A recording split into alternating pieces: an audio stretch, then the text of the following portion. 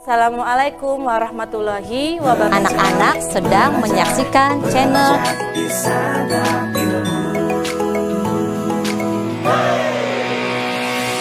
Belajar di Santap Ilmu. Banyak video baru yang selalu terkasih menemanimu. Ayo belajar di Santap Ilmu. Assalamualaikum warahmatullahi wabarakatuh. Berjumpa lagi anak-anak bersama Ibu Dwi Novitasari dari SDN 1 Palimanan Barat. Ibu akan memaparkan materi tentang bumi dan antariksa. Yang pertama ada sistem tata surya. Tata surya adalah sistem tata surya yang terdiri dari matahari, surya, dan semua benda langit yang bergerak mengelilinginya secara gravitasi. Ini termasuk planet, bulan, asteroid, komet, dan objek-objek kecil lainnya. Tata surya kita adalah bagian dari galaksi Bima Sakti dan terdiri dari berbagai komponen utama. Berikut adalah beberapa elemen penting dalam tata surya kita. Yang pertama, matahari atau surya. Matahari adalah bintang pusat tata surya kita. Ini merupakan sumber utama energi untuk tata surya dan memancarkan cahaya dan panas ke semua planet dan objek di sekitarnya. Yang kedua ada planet. Ada 8 planet utama dalam tata surya kita, dari dekat ke jauh dari matahari. Mereka adalah Merkurius, Venus, Bumi, Mars, Jupiter, Saturnus, Uranus, dan Neptunus.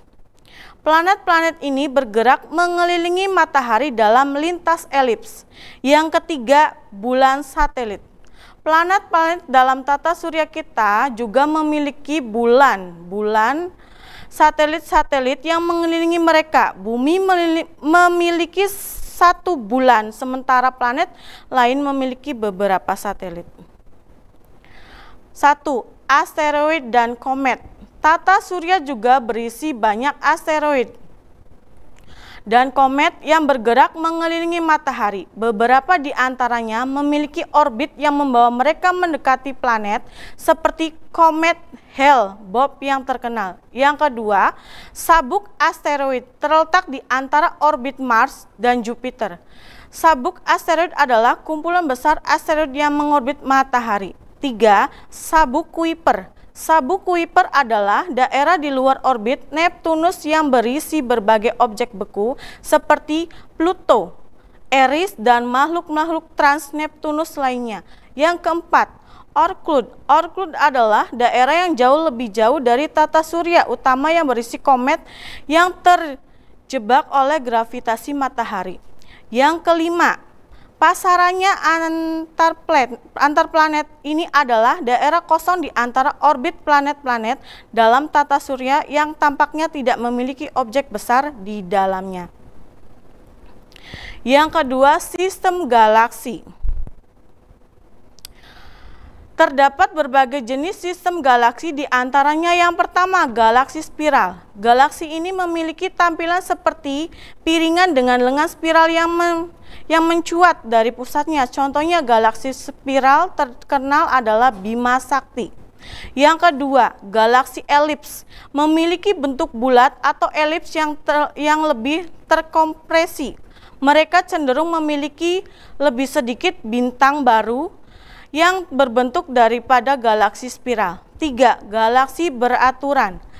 Tidak memiliki bentuk yang jelas dan seringkali terbentuk akibat interaksi gravitasi dengan galaksi lain. Mereka cenderung memiliki struktur yang lebih acak. Yang keempat, galaksi irregular teratur adalah variasi dari galaksi tak beraturan yang memiliki sedikit struktur yang lebih teratur daripada galaksi tak beraturan biasanya. Yang kelima, galaksi bulgy dan disk. Beberapa galaksi memiliki bagian pusat yang disebut bulgy adalah gendongan yang berisi bintang yang lebih tua, serta cakram atau disk yang lebih datar yang berisi bintang yang lebih muda. Ini adalah kombinasi antara galaksi spiral dengan elips. 3. Gravitasi bumi. Gravitasi bumi adalah gaya tarik gravitasi yang dihasilkan oleh planet bumi. Ini adalah gaya tarik yang menarik benda ke arah pusat bumi. Gravitasi bumi adalah satu gaya fundamental dalam fisik dan bertanggung jawab atas berbagai fenomena alam seperti jatuhnya benda, gerak planet dan tata surya, dan banyak lagi. Yang keempat, struktur bumi. Ada inti dalam, inner core. Yang kedua, inti luar, outer core. 3, mantle. Yang keempat, kerak.